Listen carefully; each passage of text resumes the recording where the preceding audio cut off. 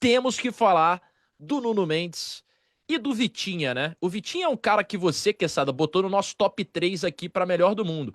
Ontem talvez ele não tenha sido um grande destaque na partida, né? Porque ele faz muito um trabalho que às vezes não é visto, né?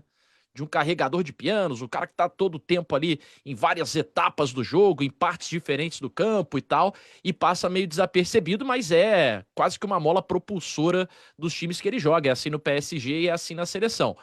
O Nuno Mendes ontem, cara, uma atuação que é pra gente destacar, né? Pra mim foi o melhor em campo, disparado, assim. Defensivamente, dando conta do Yamal no melhor momento da carreira dele ali, talvez o melhor do mundo hoje.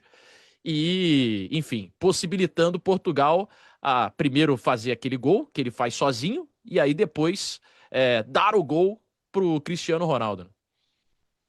Eu acho que é injusto a gente, com respeito ao Cristiano, aos fãs aí do Cristiano e aos fãs do Vitinha, que eu me incluo nessa, é injusto a gente começar falando de qualquer outra individualidade que não seja o Nuno Mendes, né? Acho que o Nuno Mendes ontem fez uma partida digna dos melhores laterais esquerdos da história do futebol.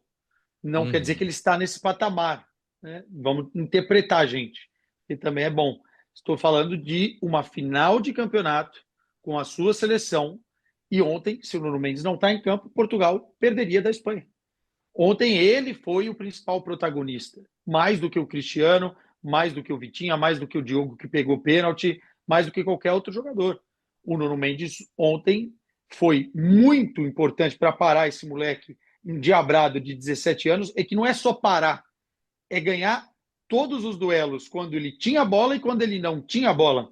Praticamente todos os duelos. O Lamine Yamal ontem passou mal perante ao melhor lateral esquerdo da temporada. O Nuno Mendes hoje é o melhor lateral esquerdo do mundo. E o que ele fez defensivamente foi uma masterclass. Ele já tinha feito, a Clara lembrou bem aí, contra o Saka, contra o Salah, contra o Bayern de Munique, contra, enfim, pode colocar na lista aí quem vocês quiserem, mas ele já tinha feito isso. No final das contas, ele ontem colocou o jogo no seu bolso, como dizem na expressão popular, e ofensivamente foi fundamental. O segundo gol, o primeiro gol é lindíssimo, né? A bola, o chute que ele Uhum. acerta cruzado é fantástico, não tem muito o que falar. Mas no segundo gol, ele dá um drible que ele tira o Lamine Yamal e mais um outro jogador da Espanha de uma vez só, e numa Uhum. explosão física, que é uma das características do Nuno Mendes, ele ganha todo o terreno para cruzar com a liberdade total, né? E aí depois a bola ainda bate no defensor da Espanha e sobra no Cristiano Ronaldo, que vai muito bem na leitura do espaço e ataca as costas do marcador e não a frente. Mas de qualquer forma, para mim, o Nuno Mendes hoje é o melhor lateral esquerdo do mundo, não tem conversa. E eu tenho inveja, porque na seleção brasileira hoje nós não temos um lateral, já bebemos da água de Marcelo, de Roberto Carlos, de Júnior, e hoje nós não temos um jogador à altura do Nuno Mendes. E que jogou demais, né, cara? Ele poderia ter feito um outro golaço, que é um lance que ele tenta cavar um pênalti ali, gera uma confusão, depois uma treta em campo e tal, cartão amarelo para cada lado. Mas de uma maneira geral, foi bem ofensivamente, foi muito bem defensivamente, jogou demais o Nuno. Tô com queçada nessa, assim, tipo, atuação pra. Uma das grandes atuações da história de um lateral esquerdo numa decisão ainda dessa magnitude. O Vereza tá dizendo aqui, ó, que o Nuno Mendes não está preparado Ah. pro bebê reborn alvinegro, né? Já que ele terá esse duelo na Copa do Mundo de Clubes contra o Botafogo de Arthur. Se ele parou Saka, se ele parou Salah, se ele parou Yamal, ele não vai conseguir parar o bebê reborn alvinegro.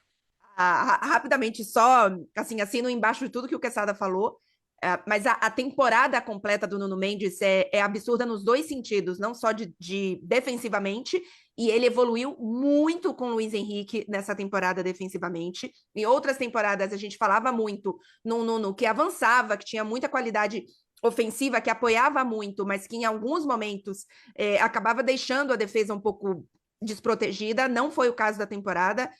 Enfim, eu cito muito o jogo contra o Liverpool, porque naquele momento era um Liverpool que talvez não tivesse no seu super auge da temporada, mas que ainda estava num Uhum. grande momento, com o Salah, a gente colocando ainda em briga melhor jogador do mundo, obviamente com avanço ou não da Liga dos Campeões. Ele faz duas partidas, aliás, assim, espetaculares, e ele faz uma temporada no PSG assim, decisiva.